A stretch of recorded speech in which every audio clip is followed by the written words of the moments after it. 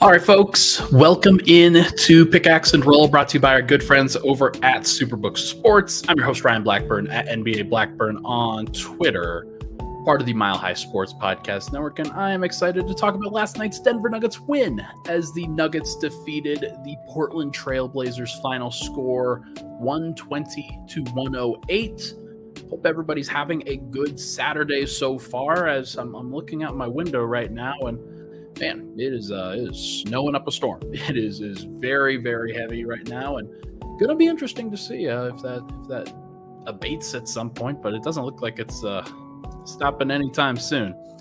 I'm your host, Ryan Blackburn. If you can, it would be awesome if you could rate, review, and subscribe to the podcast. 5 stars on Apple Podcasts, Spotify would be dope. But if you're just watching on the YouTube, make sure to like and subscribe to the channel. That obviously helps us grow and would be amazing to continue to see that happen. All right, let's chat about last night. Let's chat about the game. I've got a variety of things I want to go over, but first and foremost, it's going to be about Nikola Jokic and his return to the court. He looked great last night. It didn't look like he was bothered at all by the low back pain injury that he has been suffering with. We'll talk about that. We will talk about Jamal Murray's nights and how I just kind of Jekyll and Hyde, but mostly Hyde, if we're being honest. We'll talk about other game notes, as well as kind of where Denver stands through 50 games, because they are 34-16 this year. They were 34-16 last year. So I think that was kind of a fascinating look at the standings and just kind of where everything stands.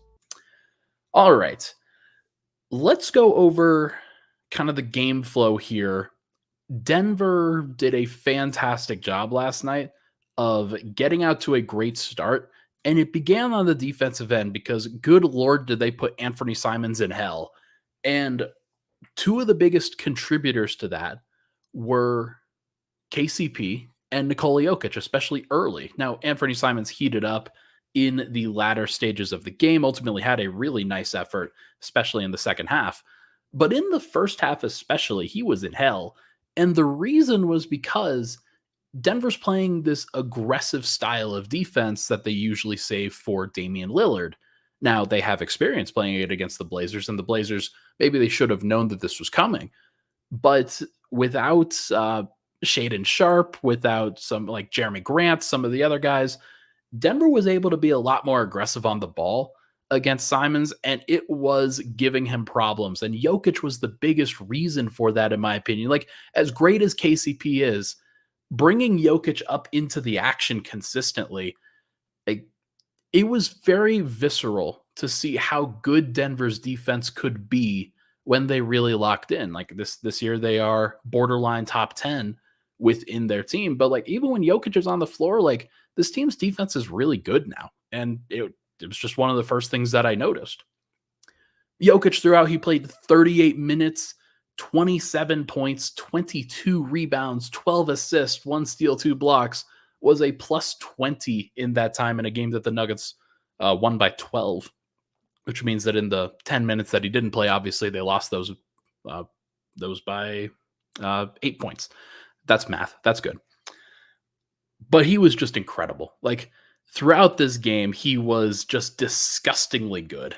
And it was really, really impressive to see him come back from the pain that he was been suffering from and just looked like the absolute beast that he's supposed to look like on a night-to-night basis. And Michael Malone post-game was talking about, man, if like, you just can't take him for granted. And Malone probably has because his job and his like responsibility and his kind of reputation as a coach is so often tied to the players. And he was very adamant about that when Denver, like when he won his 400th game against Milwaukee, he made sure to mention how great the players he's had. Like, that's a very, very staunch reason for why he's so good and why Malone has so much success, obviously. And he's the first one to admit that. But it's fascinating to see like how good Jokic was tonight or last night.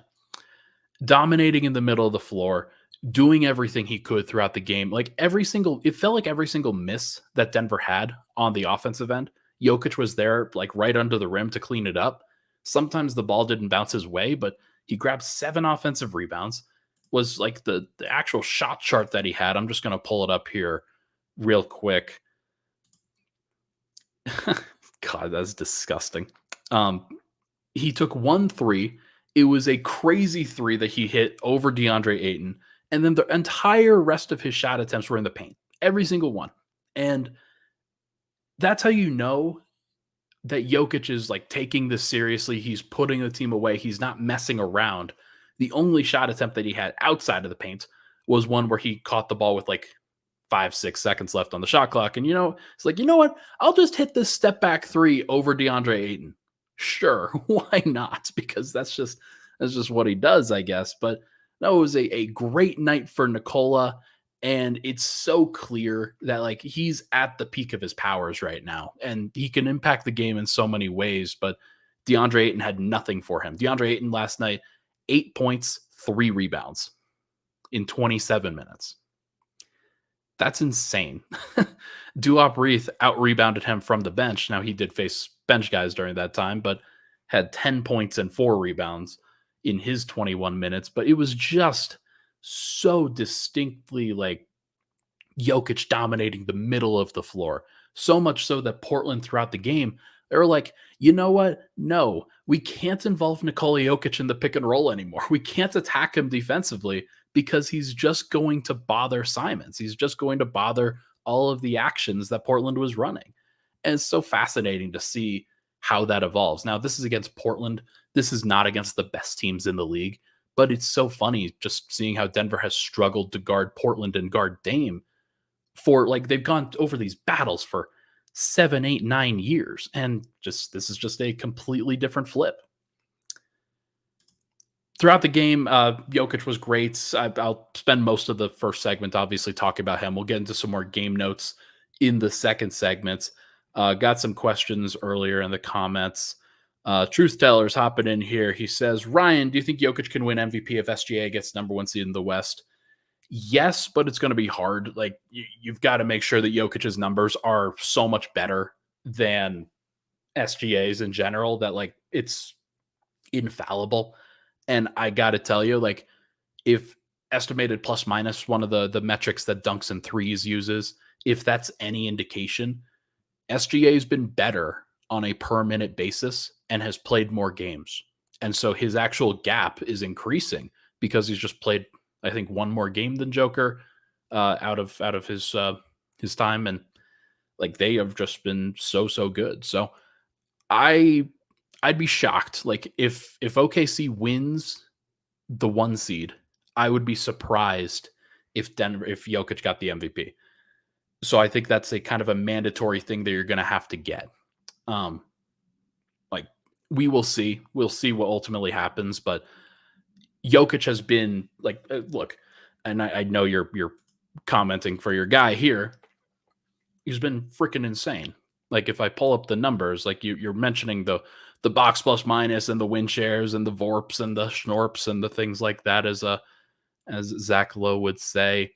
Jokic, let me just pull up the numbers here. He's been great, man. Like plus 14.4 BPM is the greatest of all time. Like he is up over the win shares per 48 mark. He's leading. He's actually not leading in win shares right now, which is interesting. But he's leading in a bunch of different categories. And the true shooting is like back to crazy levels. He's at 32 PER. Like the usage rate has gone down a little bit, but the rebounding, if he can continue to get that rebounding number up, that is where SGA is just never going to be able to compete with him there. And like the assist numbers will obviously help as well. So can't turn the ball over a ton. He's got to try to avoid the turnovers because those will knock down some of those numbers. But if he like has this incredible advanced stats case, then it's going to be hard to deny it. Like people will know that he is the best player in the NBA and will be willing to acknowledge it. I know, but pretty fascinating. But yeah, hey, I mean, look, this was a game where it was so funny watching Jokic throughout it. And I'll just spend these last couple minutes on this first segment on this. Jokic is like, he was so good in this one. And being in the arena, I could get this sense of frustration from him for how everything around him was like not really going well. Like he was just kind of rolling his eyes a little bit when he had to enter the game in the second quarter after Denver's bench had basically blown the lead that he had generated. Like Jokic was at plus 15 in the first quarter. And then within 4 minutes, he comes back in and the Blazers are like down three because DeAndre Jordan like really struggled during that stretch. Jamal Murray couldn't hit a shot. Reggie Jackson was really bad in that first stretch as well. And that's a really, really tough place for Joker to be. Like Malone calls to him 4 minutes into the quarter, and Jokic goes, and then gets up as slowly as he possibly can and walks over to the scorer's table. And look, they ultimately righted the ship. It wasn't as bad in the second half as it was the first half, but it's just one of those things where like Denver can't put all of this on Jokic. They've got to be better in those minutes without him. And that comes down to Murray. If Denver is going to stagger Murray and Jokic and play Murray in all of the minutes that Jokic doesn't play, this is kind of a one-off shooting night, obviously, for Murray. And we'll talk about that next. But he's just got to like be better than this, especially against Portland. Like that can't. There are certain games where you can get away with it, and this was definitely one of them. But you shouldn't want to get away with it every time, and I know that he doesn't. It's funny. Like actually, we'll save it for the second segment. But Jokic was great. He was unbelievably good. This was one of the best games I've seen from him this year, and that's saying something because he has a lot of damn great games. Just very, very dominant. The passes that he was making, deflections. He was engaged. He was grabbing rebounds. He was hitting all the shots that he needed to. And like I said, that step back three over Ayton, that was one where I was like, oh yeah, Denver's winning this one because like he is locked in and there's just no stopping Denver when he is. Like it's just a completely different level. All right, let's take a break. When we come back, we are going to chat about the rest of the team, go through some different notes and all. But first, everybody, this podcast, as you know, it's brought to you by our great friends over at Superbook, who are changing the game at Superbook Sports, the most trusted name in sports gambling with a direct line to Las Vegas. And now you can use the promo code MILEHIGH and score up to $250 with their first bet bonus. Win or lose, Superbook will match your first bet up to $250 with promo code MILEHIGh. Download the Superbook Sports app, enter that promo code, and you'll get $250 courtesy of Superbook Sports. Visit superbook.com for terms and conditions. Gambling problem, call 1-800-GAMBLER. We'll be right back on Pickaxe and Roll.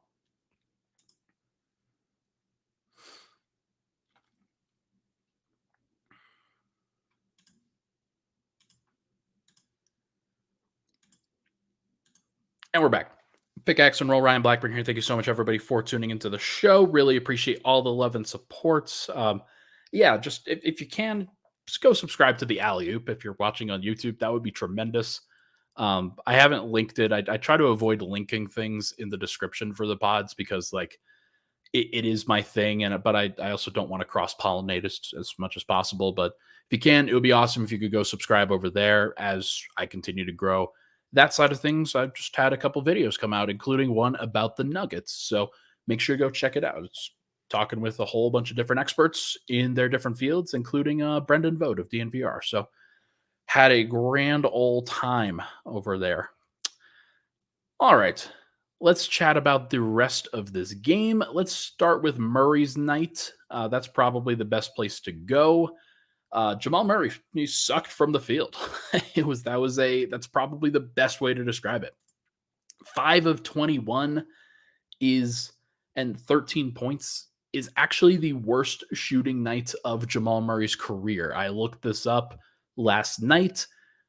Out of all of the games in Murray's career where he's attempted at least 20 shots, at least 20, 13 points is the fewest points scored for him. Now, it doesn't help that he didn't get to the free throw line. It doesn't help that he put up 15 threes and just none of them went down. He's been so great from three this year. He's been shooting over 41%. He is now down under 40% after this one. I will say that two of the threes that he attempted were end of quarter heaves, and like I don't blame him for missing those, obviously, but he still went 3 of 13 outside of that, and that's just not good enough. Like he's got to be better, obviously. Now, Michael Malone post game was very quick to credit him for impacting the game in other ways. Had 10 assists. He had 9 rebounds. He had a couple blocks, and I thought his defense for much of the night was actually pretty good. There were some folks that were pretty critical of it early. There's, I guess, a difference between first quarter defense and like the rest of the game, and I thought that for the rest of the game, his defense was very, very strong.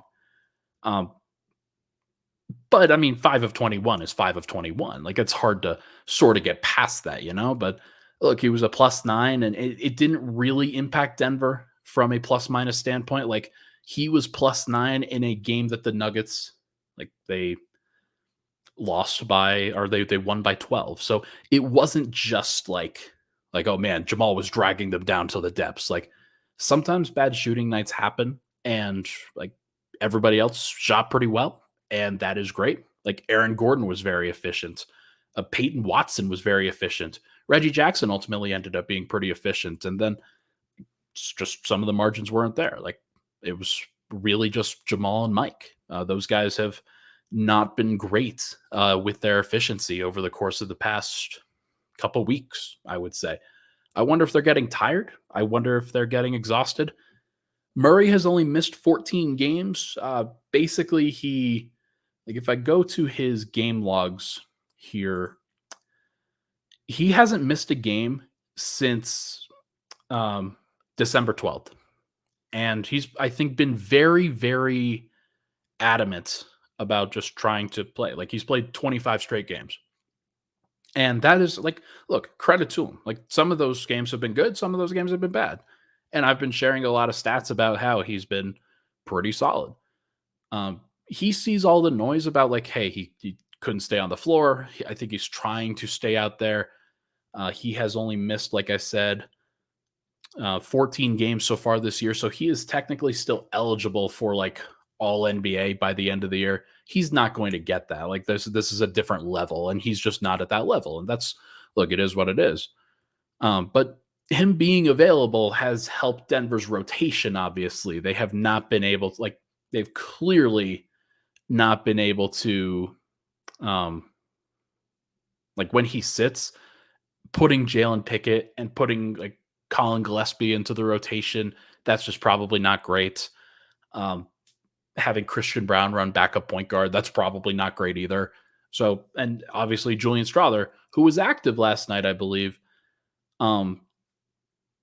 like he just hasn't been available. So Denver's had to rely on Jamal pretty heavily. And I wonder if he could use a day of maintenance as well.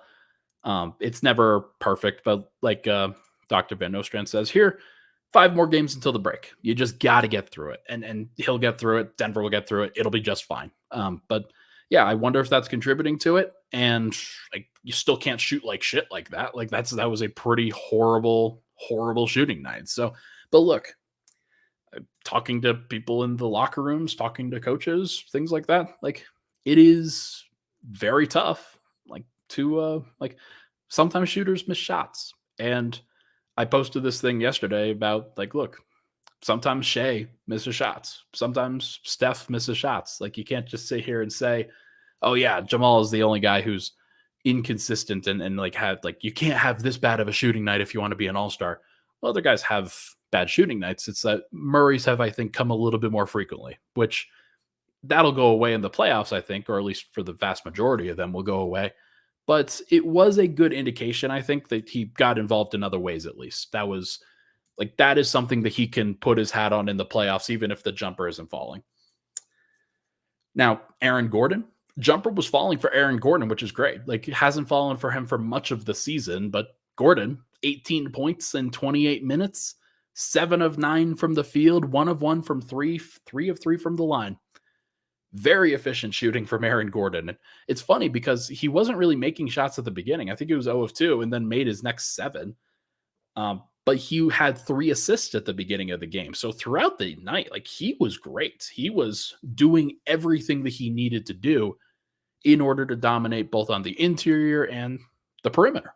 And that's a great sign for Denver. Gordon started on Malcolm Brogdon, I think, for much of this time.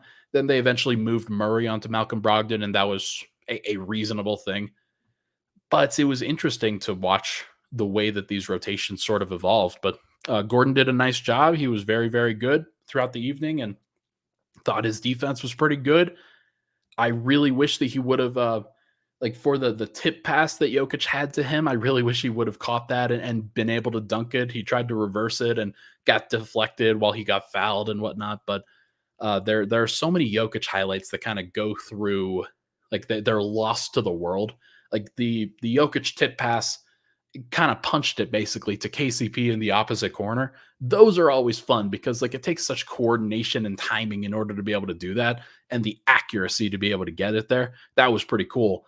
KCP gets fouled on that play, so another kind of lost highlight to the ether. But no, it's interesting to see. Gordon was great. It's hard to complain about any part of his night. This is the version of Aaron Gordon that you're looking for. He was physical. He was athletic.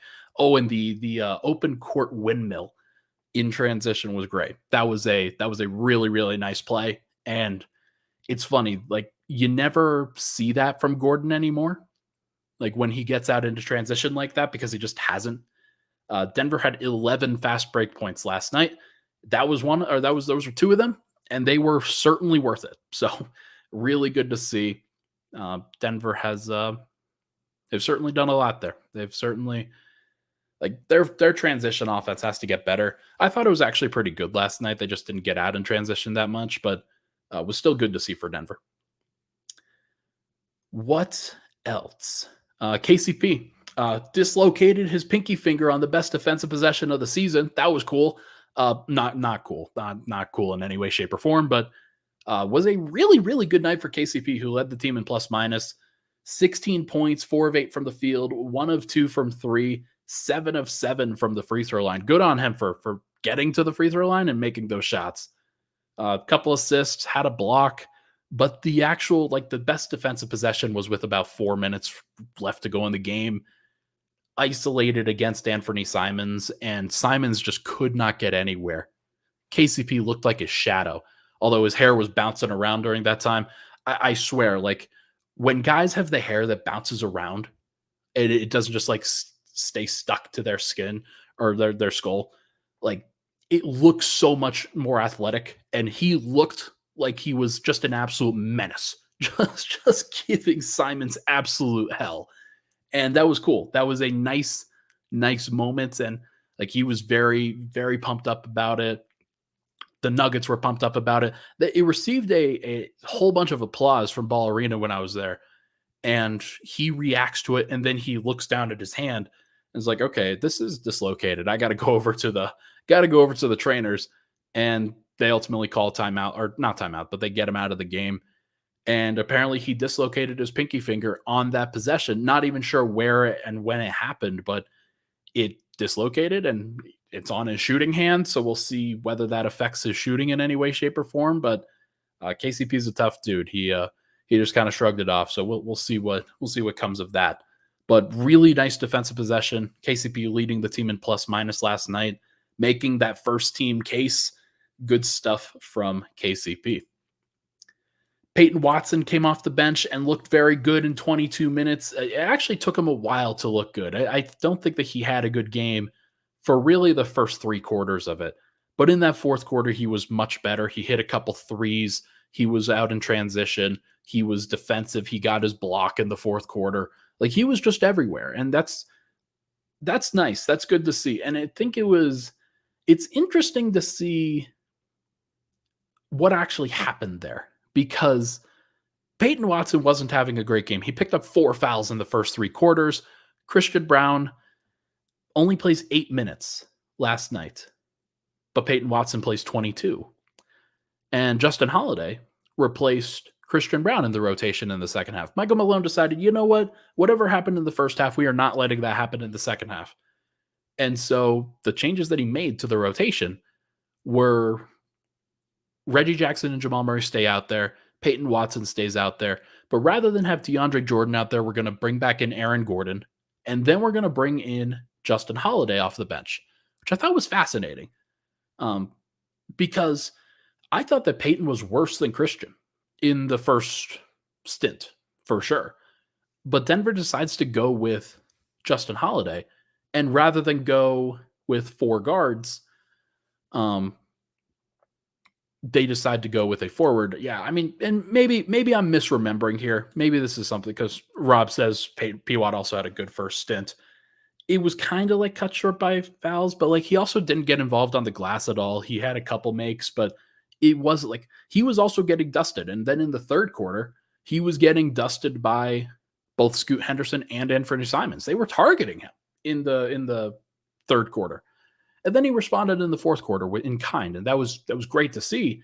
But it's also like I think his trust level is just higher right now, and he also plays a position as a power forward that's a little bit different than Christian. So rather than going small with 4 guards, Denver decides, we're going to keep it kosher. We're just going to replace Justin Holiday in there, and just keep that in mind. Keep that in mind as Denver, like they play again tomorrow against the same team. And I wonder, like, I assume Christian will be back out there, but I'm very curious as to see what it looks like. That's going to be very fascinating. And then final thing here, Michael Porter. Also, there's some off the court stuff that Michael Porter's probably got to address that will, like, maybe I'll get into it, but I probably not. Michael Porter was not good this last game. He missed a bunch of open shots. There were like, there's a difference between some of the shots that Murray takes where he's like creating some shots off the dribble. They're in rhythm, but like they're tougher shots. Porter was just like bricking some open threes and only grabbed 4 rebounds on a night where Jokic grabs 22, obviously. Murray grabs 9, so not as many rebounds to go around, but still did not really like the way that Porter played. There were a couple of decent defensive possessions, and like that is what it is, but it was he had a couple threes that I did like, but it's also a thing where he could be looking tired. He could be feeling tired heading into the All-Star break because he has not missed a game. Like I just credited Jamal Murray for playing 25 straight games in a row. Michael Porter's played 50 straight games in a row. So I want to give him the benefit of the doubt there from a physical perspective and as somebody that's dealt with a back injury for much of his career. So that is or much of his NBA career. That is something that I have to remember, but Porter hasn't had a really good game in a while. Like it's been a little bit here, and in some situations where he's getting open shots, he has an opportunity to step up, just hasn't really stepped up lately. So I am hoping to see what actually occurs from it. I actually disagree with this here, that Mike alongside Reggie and Jamal is a waste of his minutes. And the reason why I disagree is because when those guys, Reggie and Jamal, when they are creating shots in pick and roll, I think Denver needs to do a better job of moving the ball in those situations as opposed to just looking to score in the pick and roll.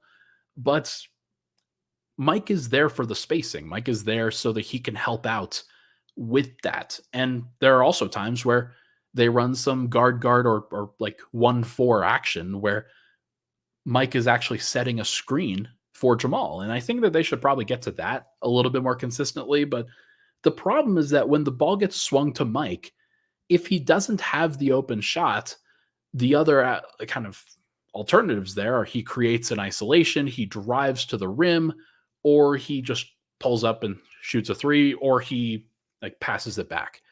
So I understand why you're saying that. I think that Jokic creates better catch and shoot opportunities for Mike than somebody like Reggie Jackson or Jamal Murray would. But I do think that it's just going to have to happen because in the playoffs, this is going to be a thing. They will probably play a bench lineup that features Jamal, Reggie, P. Watt, Michael Porter, Aaron Gordon. They'll probably play those 5 guys several minutes in a playoffs. And they're going to have to figure it out. That's just going to have to be a thing. And Mike's going to have to hit the open shots when they come to him. Like, he did have some open shots, and Murray was looking for him. Like, he was looking for him in transition. He was like hunting for him. And there were plenty of opportunities where Jamal swings the ball over to Mike and it just did not go in. And that happens. But like, people got to know, like, this could have been a game where Mike goes 7 of 10 from 3 instead of 3 of 10.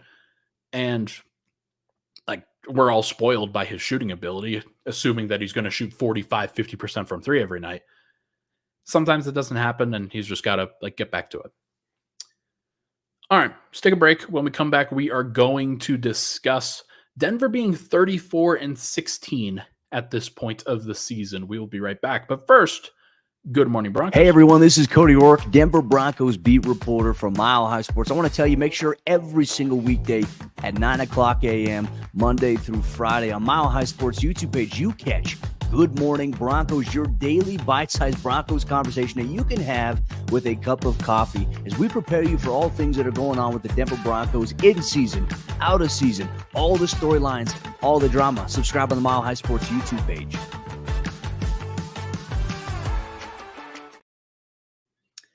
All right, we're back. Pickaxe and roll, final segment here. Thank you so much for tuning into the show.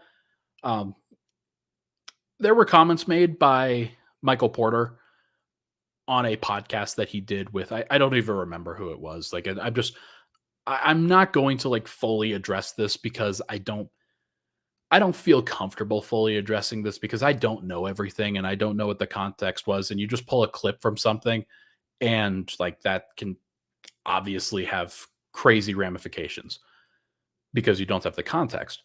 But there was a clip that was circulating around social media last night about Michael Porter talking about women's basketball and why the women's game is not as lucrative and talk about opportunities for women and whatnot.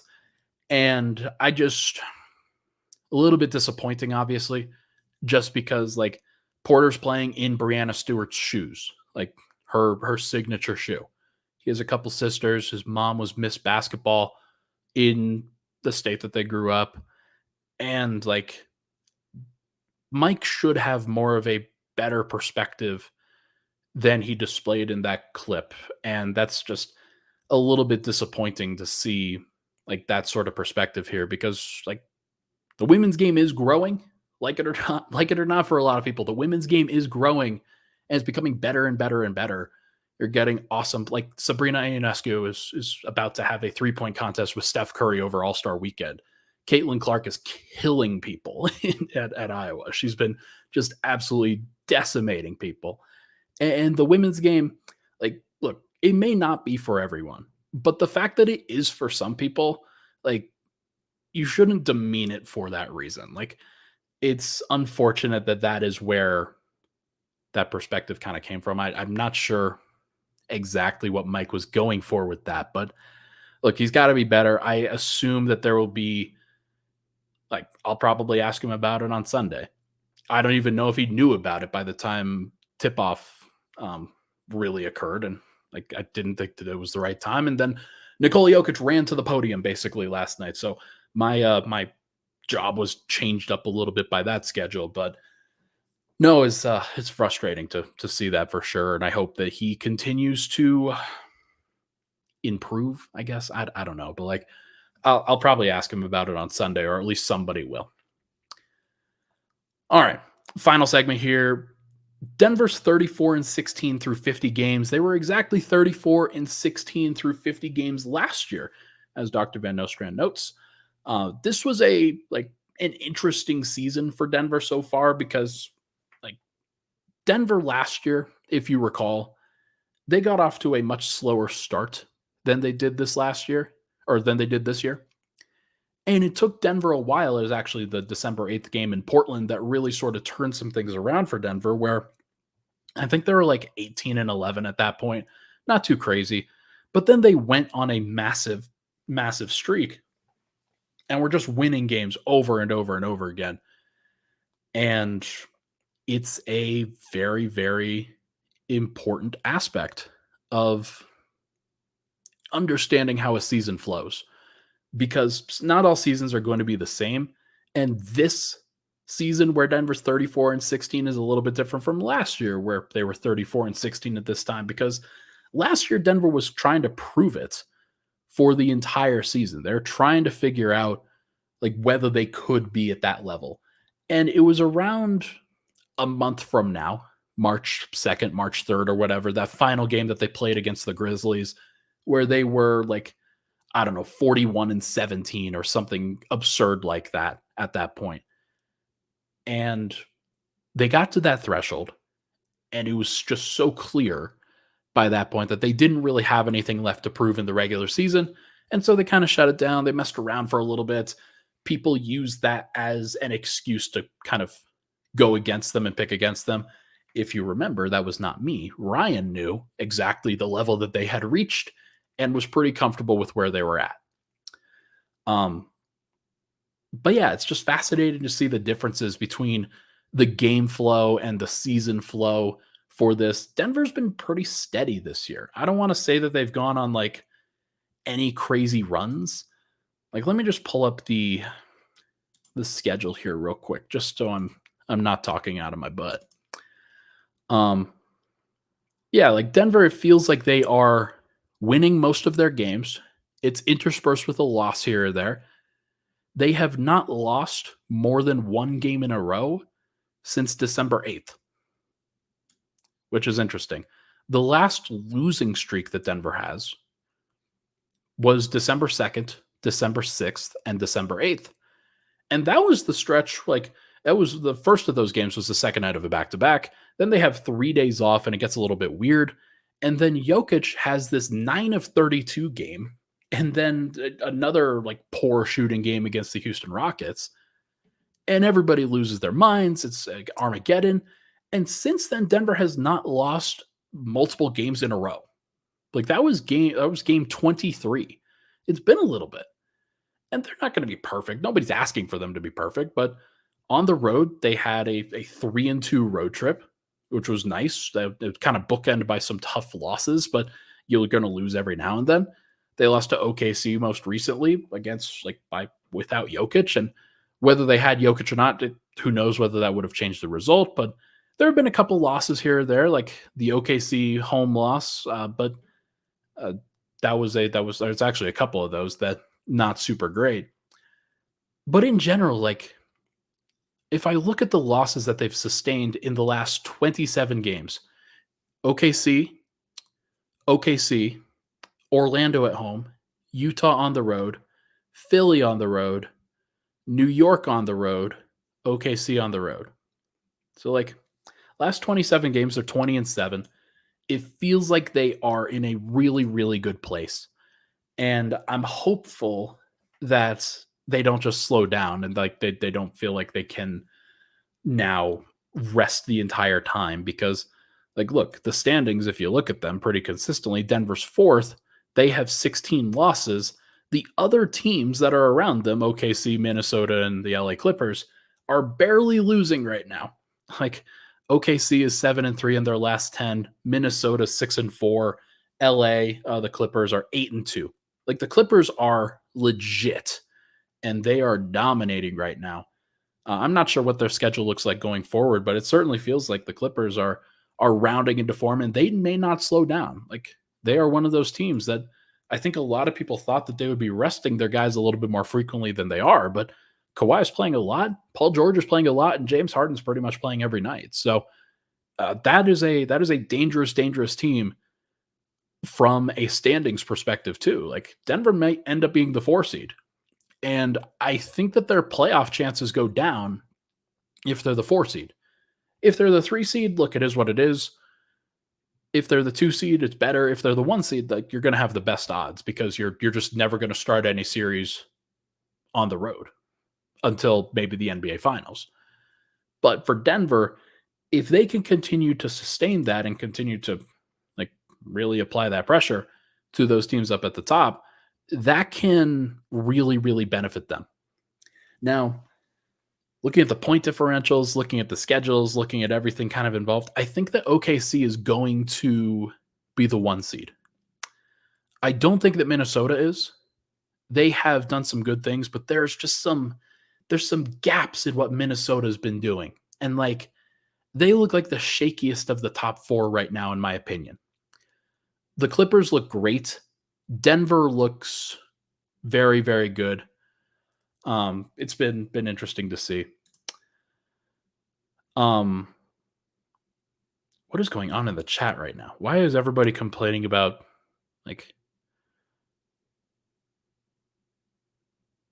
what is going whatever. I do not care.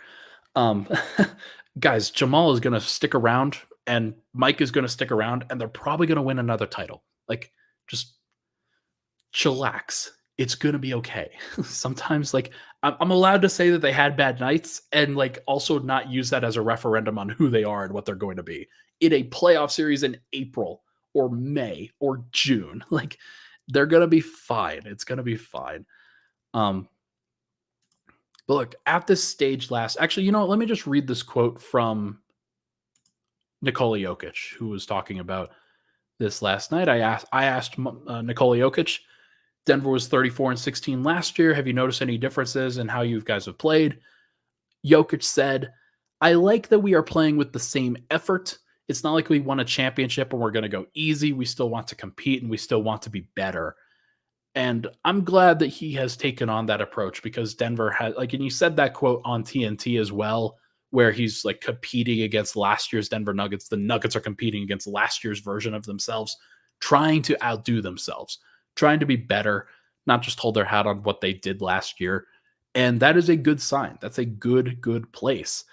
And I'm looking forward to seeing what happens with this team and where they kind of go. Because, look, trade deadline's coming up. It's going to be interesting to see whether Denver can add anything to this group. But for the vast majority, like, their top 8 is going to be their top 8. Like, that's just how it's going to be.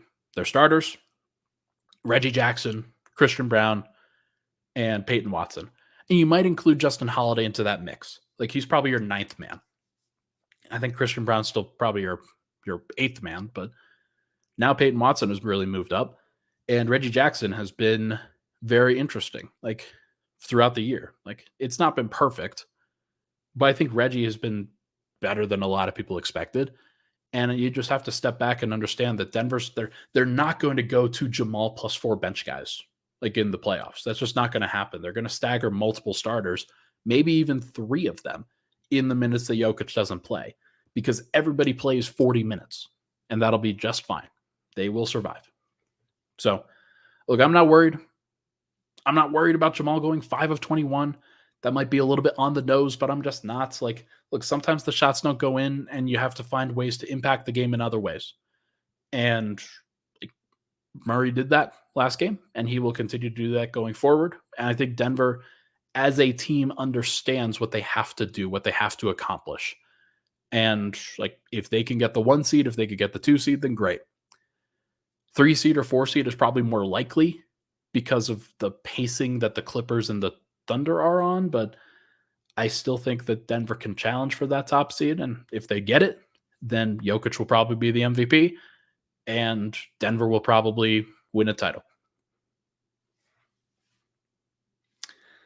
Folks, that is going to do it for this episode of Pickaxe and Roll, brought to you by our friends over at Superbook Sports. Everybody, thank you so much for tuning into the show. Really appreciate all the love and support on the podcast.